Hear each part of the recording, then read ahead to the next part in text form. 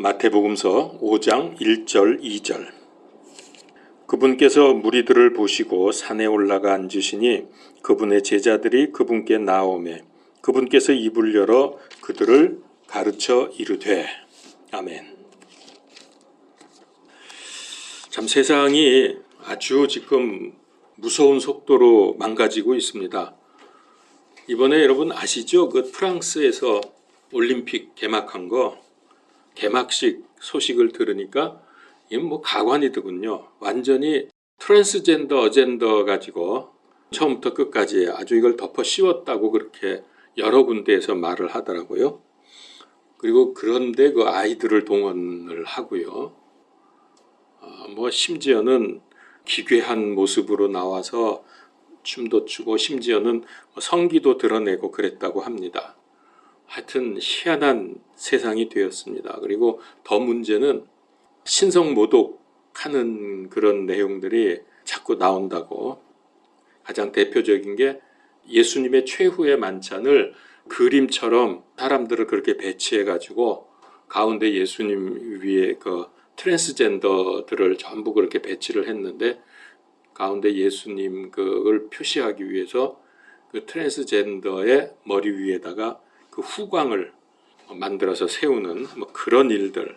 하여튼 야단이 났습니다. 지금 이게 한쪽에서는 너무 이번에 잘했다고 좋다고 그렇고 한쪽에서는 아주 다시는 이제 올림픽 우리 참가하기 싫다 뭐 이런 얘기도 나오고 야단이 났습니다. 보니까. 자, 그래서 우리가 좀 특별히 하나님 말씀에 더 귀 기울이고 열중하고 믿음 생활을 좀 잘 해야 되겠습니다. 세상이 너무나 어지럽습니다. 자, 오늘부터 산상보훈의 말씀을 나누려고 합니다.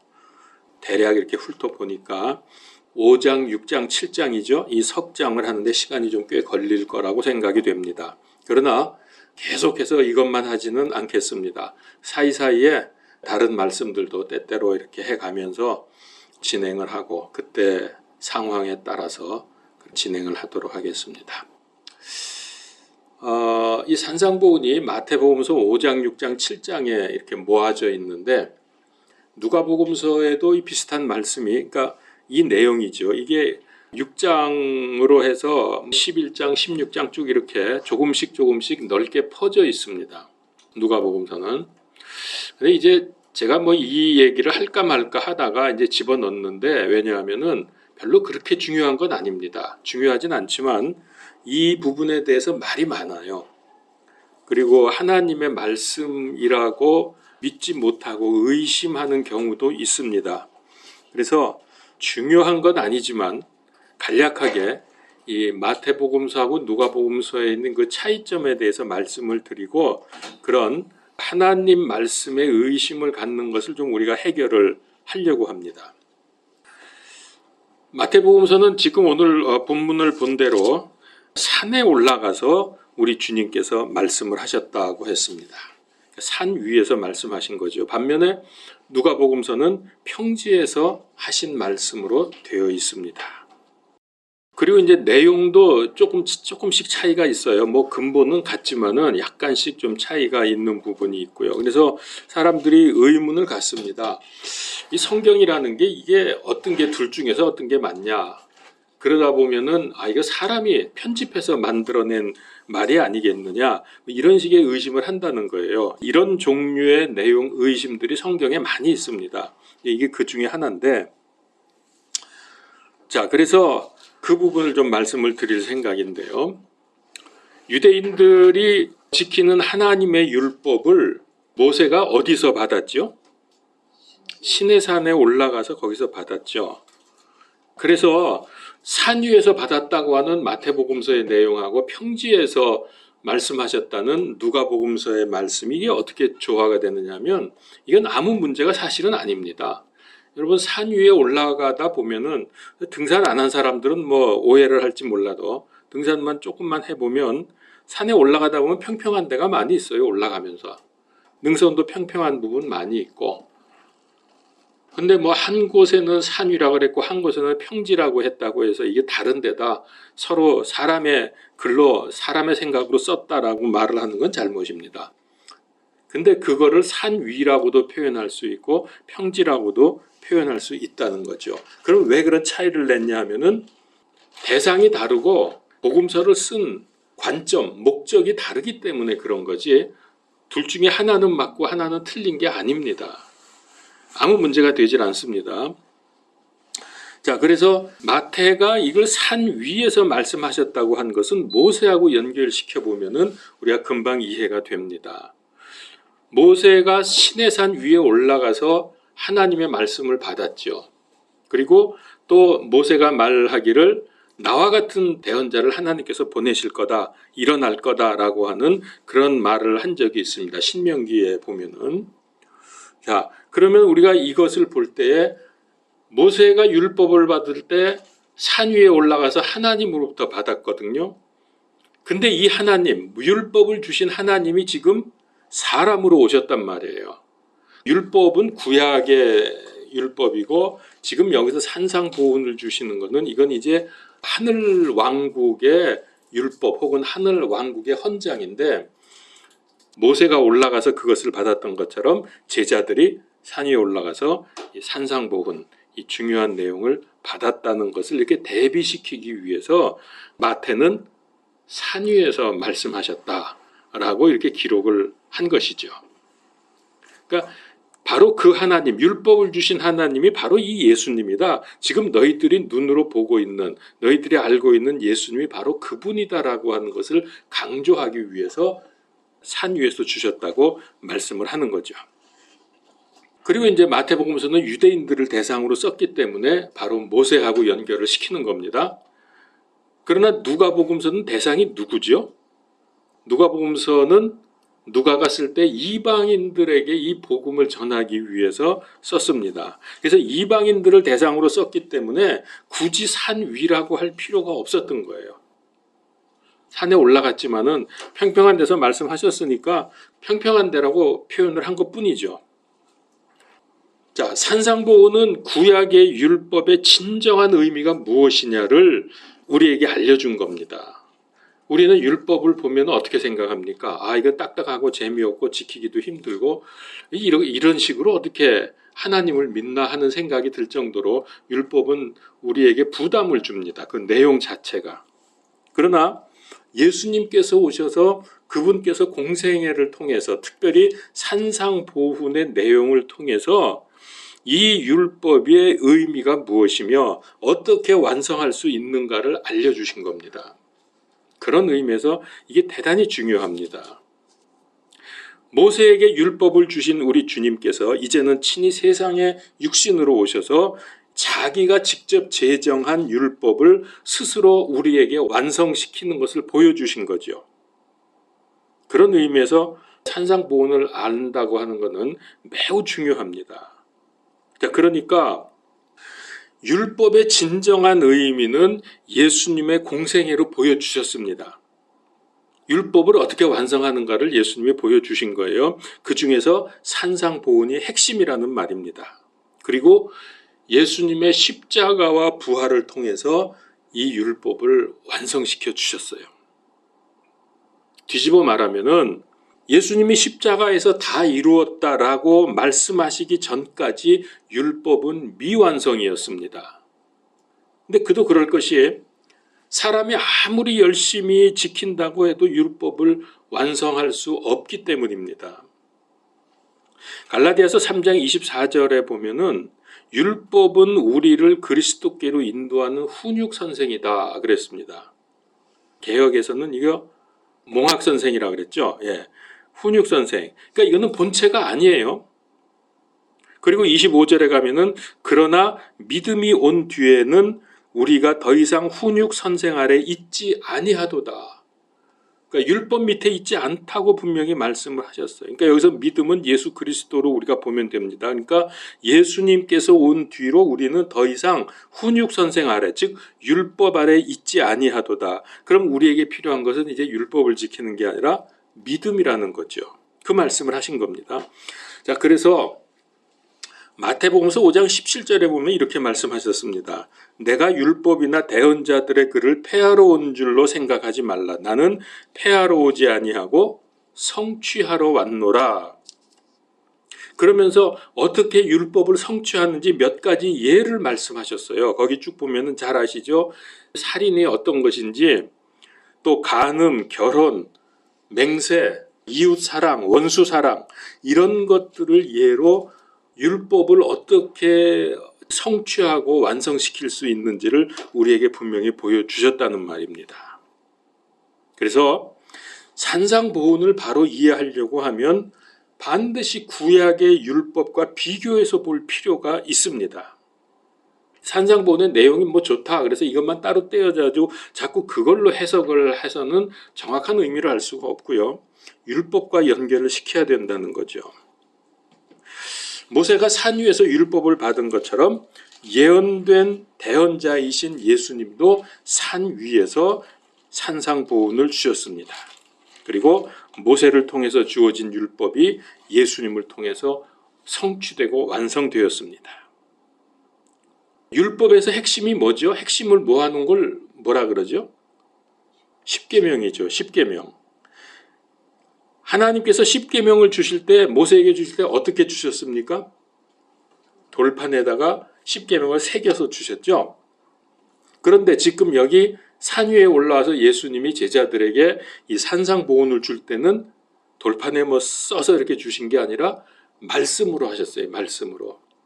이건 무슨 얘기냐면은 구약에서는 돌판에다가 새겨 주셨지만 신약에서는 우리의 마음판에 새겨 주신 겁니다. 그게 중요한 거예요. 그래야 율법을 행할 수 있고 완성할 수 있다는 거예요. 돌판에 그냥 써놓고 그거 자꾸 읽고 외운다고 해서 율법이 이루어지는 게 아니고 마음판에 새겨서 그게 삶에서 적용이 되어야 된다라고 하는 것을 말씀해 주시는 겁니다. 구약시대에는 말씀하실 때 성경에 보니까 천둥과 번개와 구름 속에서 말씀을 하셨습니다. 그러나 신약에서는 아주 차분하고 조용하게 우리 주님께서 말씀해 주셨습니다. 제가 지금 몇 가지 비교를 했는데요. 율법과 이 산상보훈의 그 상황에 대해서. 그러니까 이거는 단순히 구약시대 율법과 신약의 산상보훈은 이런 차이가 있다라고 하는 것을 알려주려는 게 아닙니다. 오히려 이걸 통해서 구약의 율법과 산상보훈은 연결되어 있구나, 오히려 전진되어 있구나 라고 하는 것을 말씀드리기 위해서 하는 말입니다. 그리고 마태복음서는 유대인을 대상으로 기록한 걸 알 수가 있죠. 이걸 그냥 1차 적용을 우리에게, 이방인들에게 하면 안 된다는 얘기입니다. 사복음서 중에서 구약을 가장 많이 인용한 복음서가 마태복음서입니다. 왜냐하면 유대인들은 율법, 구약의 내용을 잘 알고 있기 때문에 그걸 자꾸 인용을 해서 이 예수가 예언된 메시아다라고 하는 것을 말하려고 하는 거죠. 그리고 예수님을 다윗의 자손이라고 강조를 합니다. 왜냐하면 구약에서 다윗의 자손을 통해서 메시아가 올 거라고 언약이 있었기 때문에 이제 이런 것들을 통해서 예수님을 하나님으로 메시아로 지금 부각시키려고 하는 것인데, 자, 이게 무슨 말이냐면요. 산상보훈은 우리가, 즉 신약 성도들, 우리에게 교리적으로나 문자적으로 그대로 적용시키라고 주신 것이 아니다라는 겁니다. 1차적으로 유대인들에게 주셨고 그 유대인들이 어떻게 이 법을 받았는가 하는 것을 통해서 이제 그들을 상대로 한 것이고, 우리 신약 성도들은 이걸 문자적으로 교리적으로 그대로 받으면 안 된다는 거예요. 그러면 큰 무리가 생깁니다. 이제 내용을 여러분들이 잘 아시겠지만은 이 마태복음서가 전체가 그렇습니다. 마찬가지로 이 산상보훈도 여러분 여기서 지금 말씀하시는 내용이 이제 바로 팔복 들어가면 곧바로 나오는데 하늘의 왕국을 말씀하고 있는 겁니다. 하늘 왕국. 이거는 영원한 하나님의 왕국이 아니라 하늘 왕국에 대한 말씀입니다. 왜냐하면 유대인들은 메시아 왕국만 알고 있지, 그리고 메시아 왕국에만 관심을 두고 있기 때문입니다. 영원한 하나님의 왕국에 대해서는 그들은 감이 없어요. 그들은 모르고 있었어요. 이 부분에 대해서는. 마지막에 여러분 택함 받았던 제자들도 예수님이 승천하실 때 그때까지도 그들은 이 생각을 버리지 못했어요. 그래서 아시죠? 사도행전 6장에 보면 그때가 승천하시기 직전인데, 그러므로 그들이 함께 왔을 때에 그분께 여쭈어 이르되 주여 주께서 이때에 그 왕국은 메시아 왕국입니다. 그 왕국을 이스라엘에게 다시 회복시켜 주시고자 하시나이까. 이거 뭐예요? 하늘 왕국, 즉 메시아 왕국을 말하는 거지 영원한 하나님의 왕국 얘기가 아니거든요. 그러니까 끝까지 그랬던 거예요. 이들은 거기서 벗어나진 못했어요. 그래서 산상보훈은 이렇게 살아야 구원받는다는 그런 구원 교리의 말씀이 아니다. 이렇게 살아야 구원받는다는 게 아니에요. 어떤 사람은 그럽니다. 마태복음서 그 5장 20절에 내가 너희에게 이르노니 너희 의가 서기관들과 바리새인들의 의를 능가하지 아니하면 너희가 결코 하늘의 왕국에 들어가지 못하리라. 그러니까 이 말씀을 들으면서 와, 서기관 바리새인들이 얼마나 율법에 열심이었는데 그들을 능가해야만 여기 들어갈 수 있다고 하면 나는 못 들어가겠구나. 나는 구원 못 받겠구나. 이러면서 괴로워합니다. 저는 이런 질문을 여러 건 받았어요. 실제로. 왜 그런 오해가 생기냐 하면 첫 번째로는 하늘 왕국과 하나님 왕국이 구분이 안 되는 거예요. 그냥 같은 걸로 생각하는 거야. 그리고 이걸 나에게 직접적으로 주시는 말씀이라고 받았기 때문에 또 그런 문제가 생기는 거예요. 그거 아닙니다. 20절의 말씀의 내용은 이제 나중에 이 부분 할 때 제가 말씀을 드릴 것이고, 산상보훈은 다시 말합니다. 구원을 위한 말씀이 아닙니다. 하늘 왕국 백성들의 헌장임을 여러분 명심하십시오. 만약에 이거를 구원이나 우리 삶에다 직접적으로 연결을 시켜버리면 어떤 일이 벌어질까요? 여러분 다 읽어보셨으니까 우리 눈 다 뽑아야 돼요. 팔다리 다 잘라야 돼요. 그 정도가 아닙니다. 우리가 뭐 죄 한두 번 짓고 맙니까? 다 죽어야 됩니다. 그리고 눈 뽑고 팔다리 자른다고 해서 죄가 없어집니까? 그런다고 깨끗해지지도 않습니다. 그게 문제죠. 산상보훈을 읽다 보면은 주옥 같은 말씀이 가득합니다. 얼마나 참 놀라운 말씀들이 들어있는지 몰라요. 윤리적인 면에서 그리고 이웃 사랑적인 면에서 봐도 동서고금의 어떤 가르침보다도 더 근본적이고 적극적인 말씀입니다. 문제는 이 산상보훈이 멋지고 위대한 말씀이지만은 우리가 그대로 지킬 수 없다는 데 있습니다. 그렇다고 이 말씀을 이거 되게 비싼 그림을 가지고 있는데 창고에 그냥 처박아 놓고 감상하지 못하는 것처럼 그냥 이 말씀을 제쳐놓아도 안 됩니다. 그러면 산상보훈을 우리는 어떻게 생각하고 적용해야 될지 이걸 따져봐야죠. 세례 요한이 예수님보다 먼저 와서 회개하라 하늘의 왕국이 가까이 왔느니라 하면서 예수님의 길을 예비했습니다. 그 후에 예수님이 나타나셔서 똑같은 말씀을 했습니다. 이건 무슨 뜻입니까? 왜 똑같이 그렇게 하십니까? 하늘 왕국을 다른 말로 하면 뭐죠? 그리스도 왕국, 메시아 왕국, 또 1000년 동안 계속된다고 해서 천년 왕국, 이렇게 여러 가지 용어가 있지만은 같은 왕국을 가리킵니다. 자, 여기서 회개하라 하늘의 왕국이 가까이 왔다고 하는 것은 바로 그 하늘 왕국, 그리스도 메시아 왕국을 세우려고 오셨다는 거예요. 예수님이 오신 이유가 그거예요. 이제 메시아 왕국이 세워질 텐데 여기에 들어오려면 첫 번째가 뭐예요? 너의 죄를 회개하라 그랬거든. 예수님은 4장 23절에서 왕국 복음을 선포하셨습니다. 그러니까 여러분 우리가 알고 믿고 있는 복음하고는 조금 다릅니다.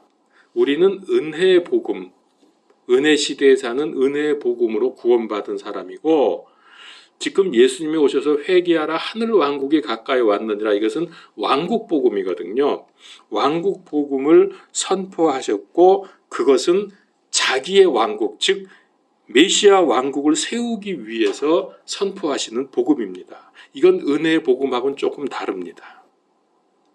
이 왕국 백성이 되려면 어떻게 해야 돼요? 먼저 회개하라는 거죠. 그리고 온전해지기 위해서 여러분 그 마태복음서 5장부터 산상보훈이 시작이 되는데 그 바로 앞에 4장에 쭉 이렇게 보면은 예수님이 무슨 이 사역을 하셨나 하면은 마귀 들려 정신이 온전하지 못하고 시달리는 사람들, 온갖 질병에 고통당하는 자들을 오는 모든 사람들을 깨끗이 고쳐주시는 사역을 하셨습니다. 이제 4장에 보면 쭉 나오고 끝부분까지 그런 내용이고요. 그리고 나서 5장에 들어가면서 산상보훈을 말씀하셨거든요. 그래서 이들을 왜 고쳐주셨겠어요? 하늘 왕국에 들어가려고 하면 너희가 회개하고, 회개는 언제 선포가 됐죠? 세례 요한에 의해서 선포가 됐잖아요. 세례 요한이 회개를 선포하면서 세례를 줬잖아요. 그래서 세례 요한이라 그러죠. 그리고서 예수님도 그 똑같은 말씀을 선포하면서 하신 사역이 병자들, 정신병자들, 육체의 병자들을 고쳐주셨단 말이에요. 그게 바로 하늘 왕국의 백성이 되도록 하는 작업이었어요. 그렇게 해서 그 일을 하신 다음에 하늘 왕국에서는 어떻게 살아야 되느냐, 그 헌장을 말씀하신 게 이 산상보훈이라는 거죠. 이해가 되셨습니까? 그래도 내가 지금까지 알던 거랑 이상하다 그럴지 모르지만 하여튼 좀 일단 받으셔야 됩니다.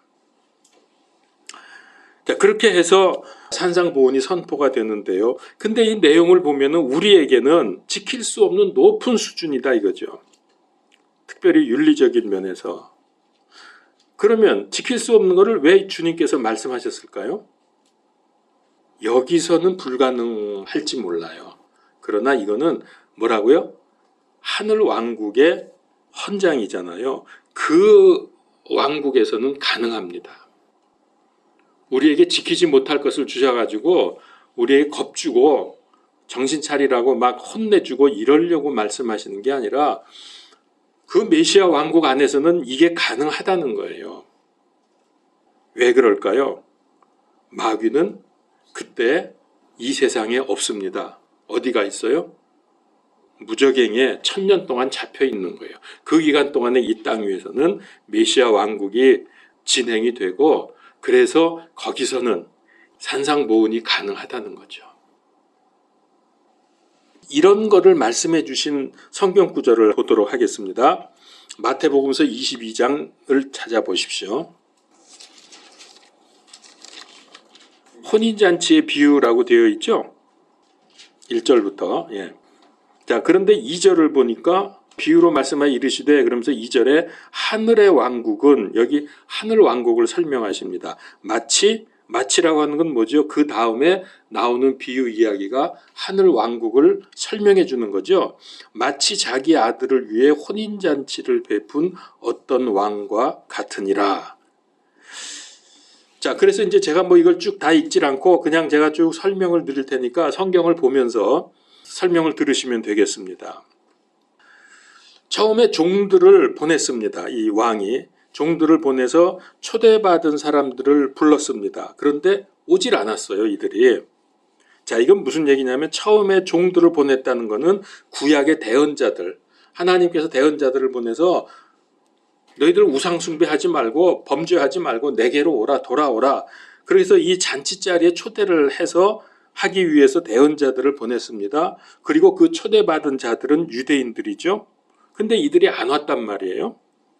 자, 그래서 4절에 보니까 다른 종들을 보내면서 꼭 오라 그랬어요. 꼭 오라 그러면서 메뉴까지 알려주었어요. 이 잔치자리에 무슨 메뉴가 있는지 그것까지 알려주셨어요. 왜? 오라고. 좋은 거 많이 있으니까 오라고. 그래서 다른 종들을 보냈다는 건 뭐죠? 그들이 자꾸 대언자들을 핍박하고 죽이고 그러니까 또 다시 대언자들을 보내면서 와라. 여기에는 지금 뭐라 그랬어요? 소와 살찐 짐승과 그 외에 모든 것이 준비되어 있다. 얼마나 친절합니까? 메뉴를 다 알려주셨어요. 자, 그랬는데도 불구하고 그들은 거부합니다. 나는 농장에 가야 하고 장사도 해야 되고 뭐 어쩌고 이러면서 이런 거 다 뭐죠? 세상 일 때문에 하나님의 초청을 받을 수 없다는 거죠. 그러면서 세상 일을 핑계대면서 거부를 합니다. 심지어 이들이 어떻게 했죠? 종들을 때리고 죽였어요. 종들은 대언자라 그랬죠. 때리고 죽였습니다. 이게 구약의 대언자들이 핍박받고 순교를 했죠. 예, 그 얘기입니다. 그래서 7절에 보면은 화가 난 왕이 군대를 보내서 그들을 멸했다 그랬어요. 그리고 도시를 태워버렸다 그랬어요. 이때에 그들을 멸하고 도시를 태운 게 누구냐 하면은 하나님께서 쓰신 게 아수르, 바벨론, 헬라, 로마 이런 나라들을 통해서 그들을 멸해버렸어요. 아주 그냥 박살을 내서 없애버리는 거죠. 그러니까 이제 그 다음에는 이 왕이 어떻게 합니까? 초대받은 자들은 합당치 않다. 유대인들은 합당치 않다. 그래서 종들에게 뭐라 하냐면 큰 길로 나가서 이 세상에 나가서 만나는 자들. 누굴 만날까요 이제? 유대인들은 거부했으니까 이방인들을 만나겠죠. 만나는 자들을 아무나 만나기만 하면 다 초대해라. 다 불러들여라. 이게 바로 뭐죠? 은혜 시대의 시작입니다. 은혜 시대가 시작이 되는 거예요. 왜냐하면 이들이 거부했기 때문에. 그래서 봐가지고서 좀 얼굴도 잘생기고 좀 좋게 생긴 사람 부르는 게 아니라 어떻게 했어요? 거기 보니까 좋은 자든 나쁜 자든 만나는 대로 다 불러들여라 그랬어요. 이건 뭡니까? 그가 뭐 좋은 놈이건 나쁜 놈이건 죄가 있든 없든 상관없어요. 죄 없는 사람 없죠. 죄에 상관없이 누구든지 은혜로 불러라 이거예요. 다 불러들여라. 자, 그렇게 해서 잔치자리가 가득 찼습니다. 근데 11절, 12절에 보니까 그 중에 예복을 입지 않은 사람이 있는 거예요. 이제 이 부분은 나중에 이제 기회가 되면 좀 설명드리겠지만 어떤 사람은 그러더라고요. 아니 길거리 가는 사람 막 오라고 불러놓고서 예복을 또 안 입었다고 쫓아내는 건 뭐냐? 뭐 예복 준비하고 길 걸어 다니냐? 뭐 이런 사람도 있는데 그건 전혀 몰라서 하는 얘기고요. 간단히 말씀드리면 잔치 초대할 때는 그 집에서 예복을 다 준비합니다. 그래서 초대돼서 오는 사람마다 예복을 하나씩 다 입혀주고 자리에 들어오도록 그렇게 하는 거죠. 자, 그래서 이 예복을 입지 않았다는 것은 일단은 구원받은 사람입니다. 이 사람. 이거 구원 못 받았다고 하는 사람들이 많은데 구원받은 사람들이에요.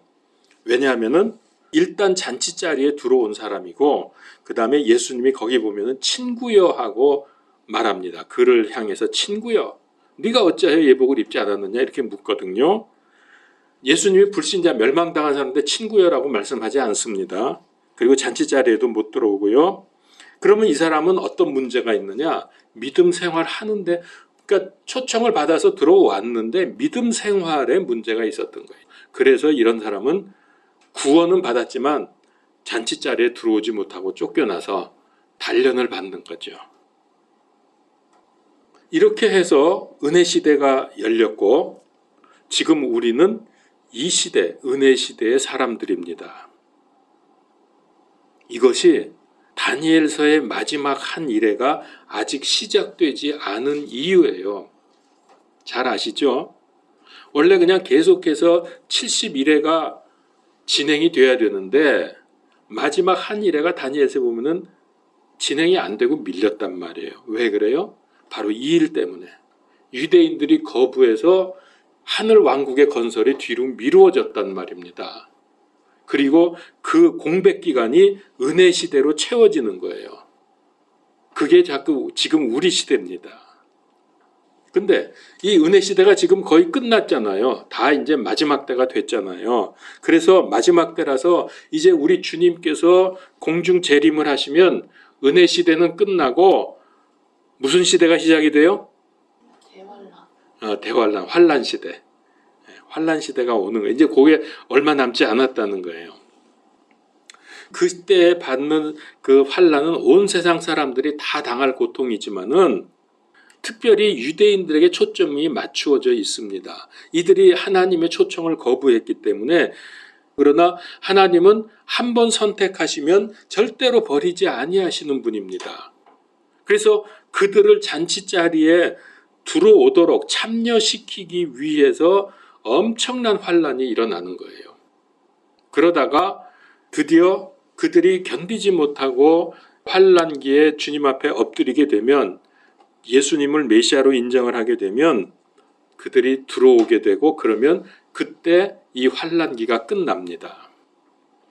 그러니까 근본적으로는 이 환란은 단순히 고통을 주기 위한 것이 아니라 선민 유대인들을 부르시기 위한 사랑의 매입니다.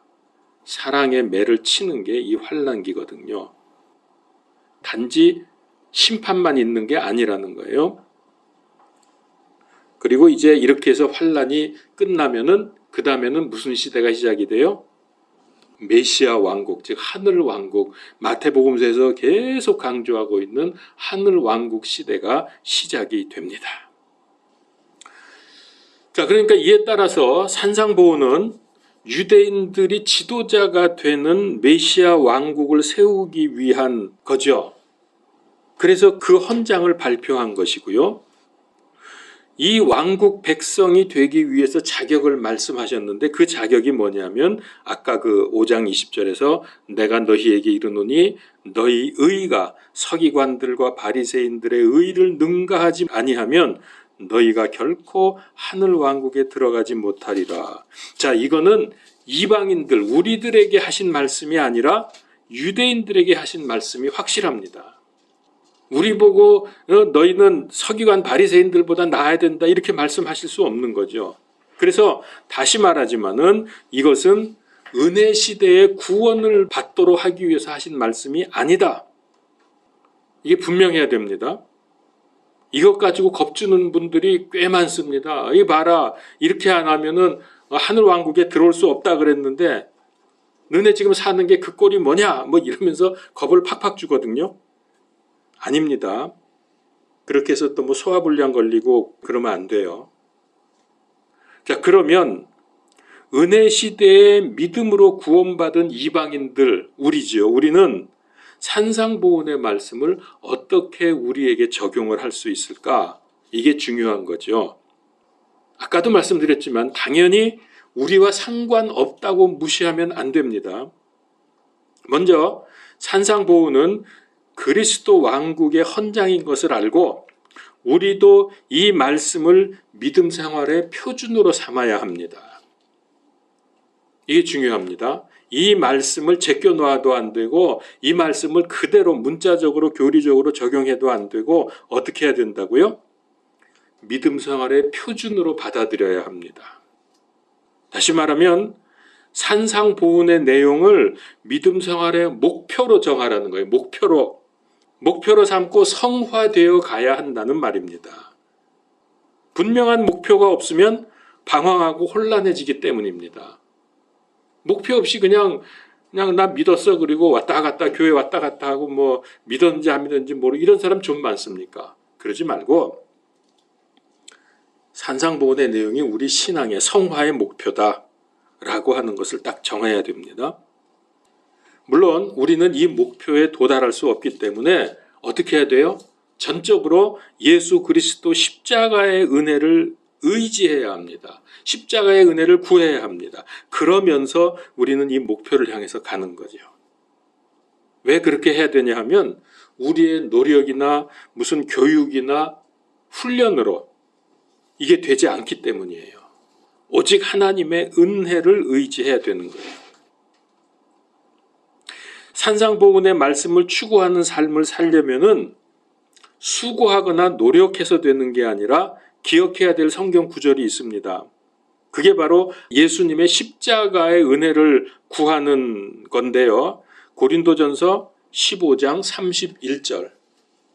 내가 그리스도 예수 우리 주 안에서 가진 바 너희로 인한 기쁨을 두고 단언하노니 나는 날마다 죽노라. 내가 죽어야 하나님의 은혜를 입을 수 있습니다.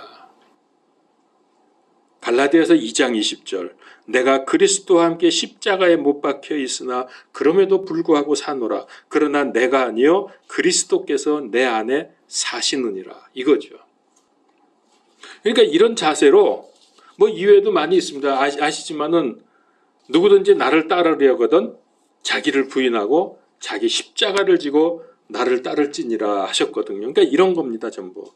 이렇지 않고서는 이 산상수훈의 높은 수준 높은 이 내용을 우리가 감당할 수가 없기 때문이에요. 그리고 여러분 또 하나 알 거는 우리는 메시아 왕국의 백성이 아닙니다. 여기 백성이 아니에요. 이 왕국의 백성은 어떤 사람들이냐? 지도자들은 유대인들이고요. 백성들은 환난 성도들입니다. 환난기를 통과한 사람들. 우리는 이 왕국, 그리스도 왕국의 백성이 아니라 하나님 왕국의 백성, 즉 영원한 하나님의 왕국 백성. 그렇다고 해서 여기에 백성이 아니니까 이거 상관없다. 그런 말은 절대로 아닙니다. 이 두 왕국을 올바로 나누어서 이해하지 못하면 성경이 뒤죽박죽 되는 거예요. 이게 그 말 같고 저게 또 이 말 같고 그래가지고서 이게 그냥 천국이고 하나님 왕국인 줄 알고 그러니까 우리에게 그냥 적용하다가 안 되니까 무너지고 이런 잘못을 저지른단 말이에요. 이걸 분명히 알아야 돼요. 잘 아시죠? 디모데후서 2장 15절 너는 진리의 말씀을 바르게 나누어 내 자신을 하나님께 인정받은 자로 부끄러울 것이 없는 일꾼으로 나타내도록 뭐하라? 연구하라. 성경을 좀 연구해야죠. 연구하라 그랬죠. 안 그러면 연구 안 하면 어떻게 돼요? 부끄러운 일꾼이라는 거예요. 그래서 자꾸 이런 말씀을 드리는 겁니다. 이 둘을 구분하지 못하면 그리스도 왕국이 하나님 왕국인 줄 알아요? 제가 조금 더 설명을 드릴게요. 그리스도 왕국은 성경에서 하늘 왕국으로 말씀을 하고 있는데 왜 하늘 왕국이라 그랬냐? 이 땅에 세워지는 왕국이잖아요. 근데 왜 하늘 왕국이라 그랬냐? 하늘로부터 온 그리스도께서 세우신 왕국이라는 뜻입니다. 하늘로부터 오신 분께서. 그리고 하나님 왕국은 그리스도 왕국 이후에 그 이후에 있을 영원한 왕국. 그리스도 왕국은 기간이 있죠. 몇 년? 1000년. 하나님 왕국은 기간이 있어요? 없어요? 없잖아요. 이건 영원하잖아요.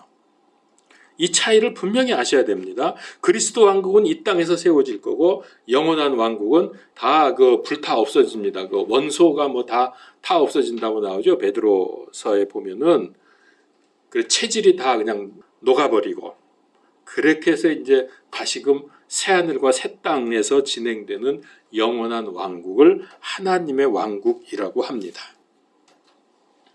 그래서 산상보훈을 비롯해서 예수님의 가르침을 받은 사람들이 다 깜짝 놀랐다고 했어요. 여러분들 좀 놀라지 않았습니까? 너무나 잘 아는 겁니까? 근데 이때 깜짝 놀랐다 그랬습니다. 예수님이 말씀하실 때 뭐 어쩌면은 이럴 거야, 뭐 아니면은 뭐 아닐 수도 있고, 뭐 이런 식으로 표현한 적 없잖아요, 예수님은.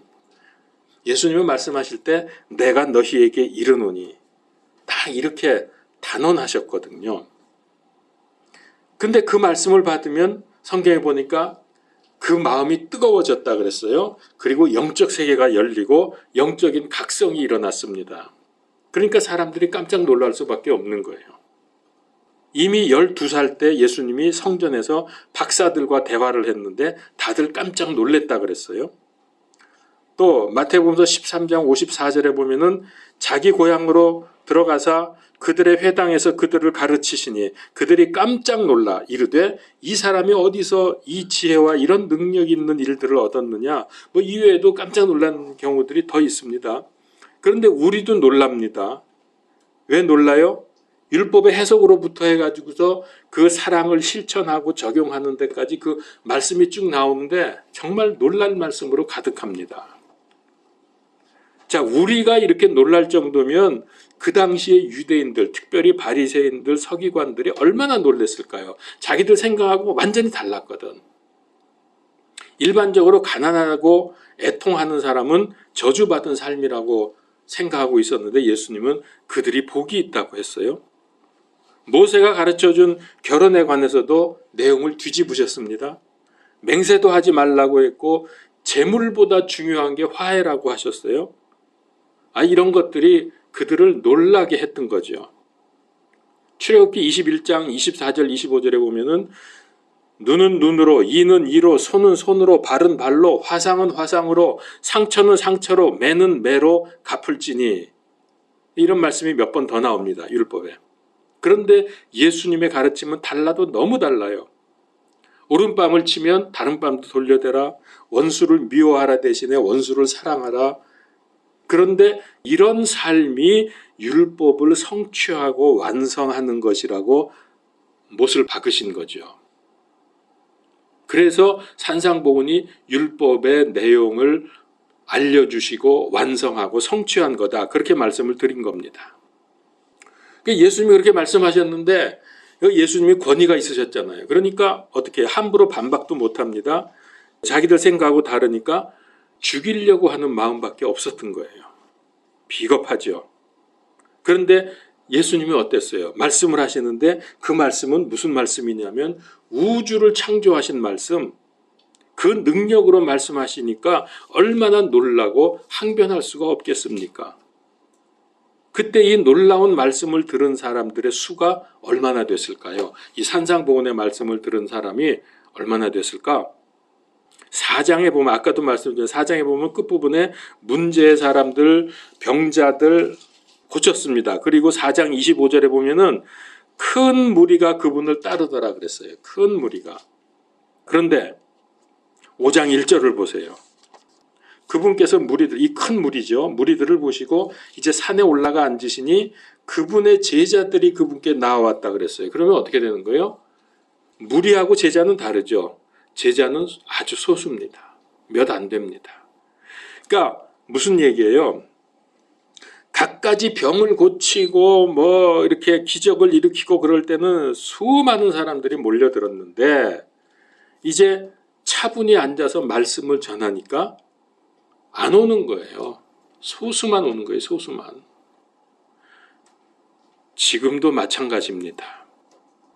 하나님의 말씀은 꿀 같은 진리고 삶을 변화시키는 능력이 있는데 이런 진리보다는 신기한 기적, 능력, 병고침 이런 것만 보고 몰려드는 거예요.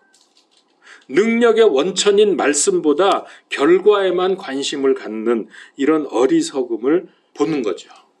우리도 그러고 있고요. 하나님의 말씀은 살았고 능력이 있습니다. 운동력이 있습니다. 그래서 그 말씀을 통해서 창조의 능력이 나타나고 치유, 기적, 변화의 능력이 나타납니다. 그래서 말씀을 읽고 연구하고 깨닫고 적용하도록 해야 합니다. 겉으로 드러난 기적이나 병고침만 쫓아다니지 말고 이런 기적은 사탄도 할 수 있거든요. 그래서 예수님이 뭐라 그랬어요? 여기 그리스도가 있다, 저기 그리스도 있다 해도 속지 말라 그랬거든. 근데 자꾸 그런 것만 쫓아가. 그냥 뭐 기적만 일어나면 저 그리스도인가 보다 하고 쫓아가고 거기다가 돈 갖다 재산 갖다 바치고. 그 누구죠? 여러분 그 젊은이 우리나라인데 미국에서 굉장히 그 선풍적인 인기를 끄는 이름 잊어버렸네. 안수하고 뭐 하면 사람 팍팍 넘어뜨려 그런 친구 하나 있는데 이름이 뭐더라? 예? 박혁. 그런 것 같은데요. 그 미국의 그 친구죠? 맞아. 그런 것 같아 이름이 그 친구가 요즘에 내가 어쩌다가 유튜브에서 봤는데 요즘에 하늘 DNA가 들어있는 티셔츠를 만들었다 그래가지고 엄청나게 비싼 값으로 팔아요.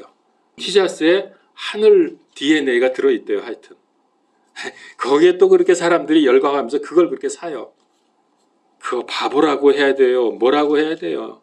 미쳤다고 해야 돼요. 아휴 참. 지금 이 중에 계시는데 어떤 분이 저보고 그러더라고. 제 설교가 유튜브에 올라갔는데 방언 설교한 이후로 조회수가 뚝 떨어졌다고. 저도 알고 있었거든요. 참 답답합니다.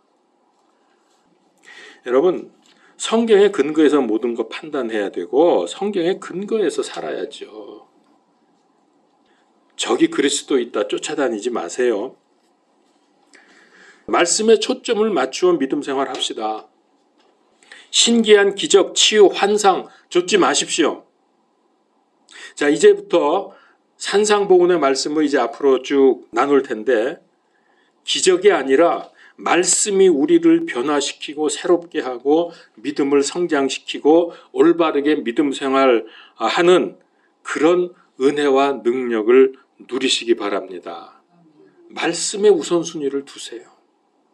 제가 이번에 산상보원 하기로 생각한 것도 이게 수준 높은 거지만은 우리의 목표가 돼야 되고 이런 목표를 가지고 신앙생활을 해야 하기 때문에 그래야 이후에 상급이 크기 때문에 제가 이렇게 결정을 한 겁니다. 그러니까 여러분들의 수준을 제가 굉장히 높게 보고 있어요. 우리 교인들이 상당히 수준이 있습니다. 그러니까 그래서 제가 산상보원을 하는 거예요. 이제 봐서. 지금까지 제가 한 적이 없거든. 기도하겠습니다. 하나님, 이제 이번 주부터 산상보훈을 시작할 터인데 우리가 이 말씀을 잘 받아들이고 소화하고 적용할 수 있게 하여 주옵소서.